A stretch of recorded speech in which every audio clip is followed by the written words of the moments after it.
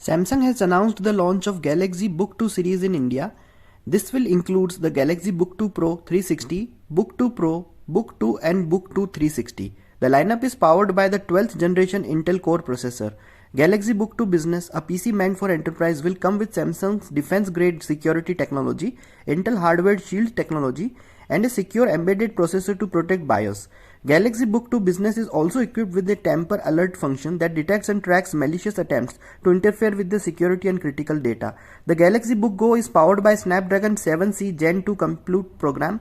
The Galaxy Book 2 series offers Wi-Fi 6E connectivity. It comes with up to 21 hours of battery life and a USB Type-C universal charger. The series is powered by the latest Intel Evo platform and Windows 11. Equipped with a 1080p Full HD webcam, it will have a wide field of view.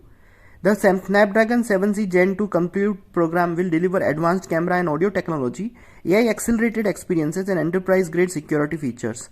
For the Galaxy Book Go, it builds on Windows 11 Enterprises. The device also supports Dolby Atmos for audio.